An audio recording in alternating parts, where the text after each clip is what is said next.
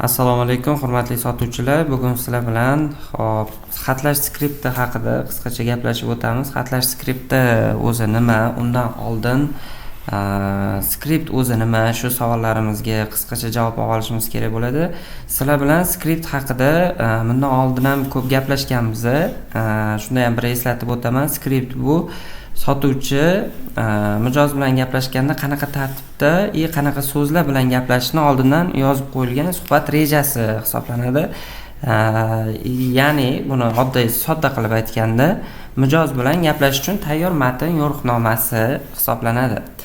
Xo'p, demak, xatlash skripti ham shu mijozni qaysidir ma'lumotlarni olish uchun, ma'lumotlarni o'zimizga xatlab chiqishligimiz uchun tuzilgan skript hisoblanadi. Xo'p, endi xatlash skriptiga to'xtaladigan bo'lsak, xatlash skriptida sizlar klientlarimizga, ya'ni bizning mijozlarimizga sizlar telefon qilib chiqib, telefon orqali yoki offline bo'lishi ham mumkin. Endi asosan hozir bu tuzilgan skript telefon qilish uchun mo'ljallangan skript hisoblanadi. Shuning uchun men sizlarga o'sha telefon versiyasida ko'proq klient bilan gaplashganinglarda asosan nimalarni aynan skriptda qanaqa ohangda gapirishingiz kerakligi, ko'proq nimalarga e'tibor berishingiz kerakligi haqida qisqa lo'nda tezroq javob berishga harakat qilib o'taman. Xo'p, xatlash skriptidan kutilayotgan natija nima deydigan bo'lsak, xatlash skriptidan kutilayotgan natija mijozlarni, aynan bizning mijozlarimizni kastiv qilish, ya'ni ularni qisman o'rganib chiqish, ularning muammolari, og'riqlari, yashash manzili, o'zi bizning mijozimizni kimligi, qisman portretini yasashimiz kutilayotgan maqsad hisoblanadi. Xo'p, endi shu joyda sizlarga birma-bir skript bo'yicha, har bitta bandi bo'yicha tushuntirib o'taman. Birinchi navbatda biz bilamiz, telefon qilasizmi yo boshqa skript bo'lishi shart emas. Liboy bitta klientga telefon qilganingizda birinchi navbatda salom berasiz. Masalan, bu yerda nuqtalar o'rniga har xil so'zlar qo'yiladi. Buni ham aytib o'tishim kerak. Xo'sh, assalomu alaykum.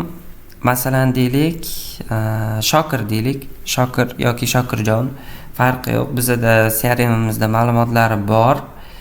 Ma'lumotlari deganda o'sha ism, familiyasi bo'ladi. Endi u yerda bo'lishi mumkin. Shokir deb keltirilgan bo'lishi mumkin. Pasportida ham Shokir bo'lishi mumkin, lekin o'zi bilan gaplashayotganingizda izohlab Shokirjon deyishi yoki Shokirbey deyishi, har xil o'sha o'zining ismini qo'shimchalari bilan aytishi mumkin. O'sha joyda siz mana assalomu alaykum Shokirjon aka, yaxshimisiz? O'sha qaysi bu yerda matn o'qiyotganingizni, qanaqadir bir matn o'qilayotganligini bildirmasdan bu yerda ohangni ko'proq ohangga e'tibor bergan holatda o'qishga harakat qilishimiz kerak bo'ladi. Ya'ni o'sha nuqta, virgul, har xil mana bu qo'yilgan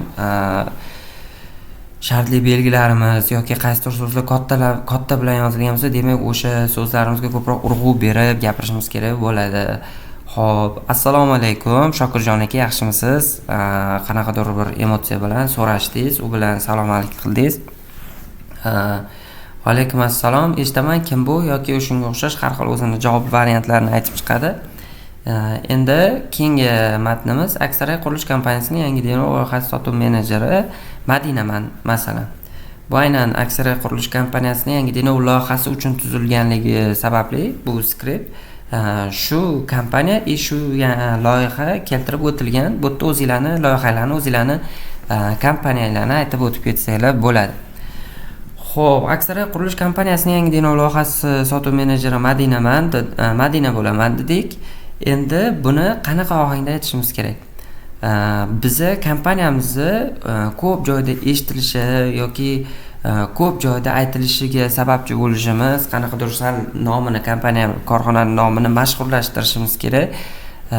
Buning uchun o'sha klientning qulog'iga yaxshiroq quyilishi uchun ko'proq e'tibor bilan, ko'proq emotsiya bilan aytilishi kerak bo'ladi, ohangni kuchaytirgan holatda. Ya'ni qanaqa bo'ladi?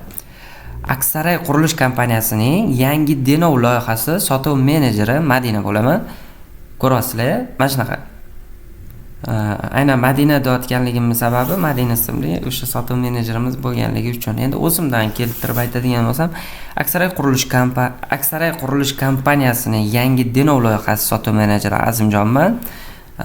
Shokirjon aka, avvalambor tabriklayman.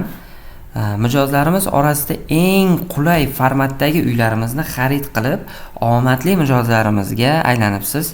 Chunki siz tanlagan va siz sotib olgan narxlarda hozirda uylarimiz mavjud emas. Ko'rasizlar, mana har bitta o'sha gaplarimizda qanaqadir emotsiya, qanaqadir urg'u berishligimiz bu klientga yana ham o'sha e'tiborini tortadi, yana ham zerikib qolmaydi gaplarimizdan.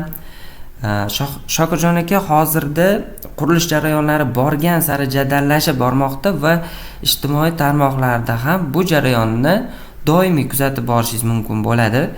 Endi bu yerda adabiy tilda yozilgan, o'zi e'tibor bersanglar, skriptda doim ham o'sha adabiy tilda yoziladi. Uni shevalarga moslab sotuvchi o'zini farosatidan kelib chiqqan holatda chiroyli gaplar bilan, so'zlar bilan o'zi davom ettirib ketsa bo'ladi. Masalan, Shokirjon aka, hozirgi kunda o'sha qurilish jarayonlari borgan sari jadallashib bormoqda va ijtimoiy tarmoqlarda ham bu jarayonni doimiy kuzatib borishingiz mumkin. Bu o'sha adabiy tilga o'girilgan holatda o'zi adabiy tilda yozilyapti. Siz uni o'zingizni rayoningizda, o'zingizni viloyatingizda qanaqadir shevali so'zlar bo'ladigan bo'lsa, shularga mos ravishda almashtirib, klient tushunishi uchun, o'zingiz tushunishingiz uchun emas, klient tushunishi uchun mos ravishda alishtirib turib aytib o'tib ketsangiz to'g'ri bo'ladi. Xo'p, keyingi gapimiz, Shokirjon aka, bilasizmi, hozirda mijozlarga sifatli xizmat ko'rsatish, ular bilan to'g'ri muomala qilish, xususan Surxondaryoda ham bu madaniyatga bo'lgan talab kun sayin oshib bormoqda. Masalan, klientlarni yaxshi kutib olish, ularni savollariga batafsil va tushunarli javob berish mijozlarning yana ham mahsulotga bo'lgan ishonchini oshirmoqda. Bu narsani mana shu joyigacha Aksaraya qurilish kompaniyasi degandan boshlab oshirmoqdagacha siz tezroq, emotsionalroq, urg'u berib, har bir gaplarda urg'u berib, tezroq o'qib ketsangiz bo'ladi. Bu o'sha klient bilan qaysidir ma'noda sizni o'rtangizdagi munosabatni o'rnatishiga qisman yordam beradi. Keyingi gap, avvalambor sizga kattakon rahmat. Xizmatni sifatini to'xtang, sal adashdim. Avvalambor Shokirjon aka rahmat aytgan holatda xizmatimiz sifatini yana ham yaxshilash maqsadida bizni eng ishonchli mijozlarimizning biz haqimizdagi ayrim fikrlarni bilmoqchi edik. Bu gapimizda fikrlarni bilmoqchi edik. Eng ishonchli mijozlarimiz degan joyi bor, e'tibor beringlar. Eng ishonchli mijozlarimiz deganda joyiga sal e'tibor berib, urg'u berib gapiradigan bo'lsak, o'sha mijozga nisbatan bizning ishonchimiz unga nisbatan qanaqadir bir maslahat ohangini bildiryapti. Bu yerda gapni o'zi ma'nosi maslahat so'rash, qanaqadir undan ruxsat so'rash, qanaqadir o'zini aybdor his qilish degan narsalarni bildiryapti. Nimaga? Chunki unga bir sifatli bir xizmat ko'rsatolmayotgandek ko'rsatayotgan narsani anglatyapti.